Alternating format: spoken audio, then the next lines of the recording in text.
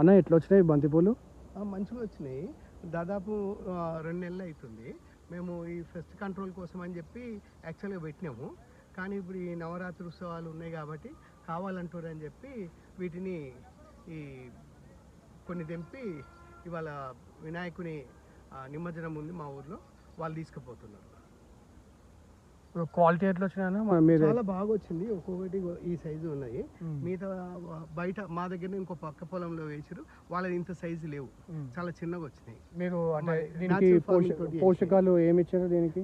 మనము గోకుమామృతము, తర్వాత waste decomposer, మనం ఇవి పుల్లటి మజ్జిగ, ఆ తర్వాత మేము తయారు చేసుకున్న మన కంపోస్ట్ తోటి తయారు చేసుకున్న లిక్విడ్ ఫెర్టిలైజరు ఇచ్చినాము.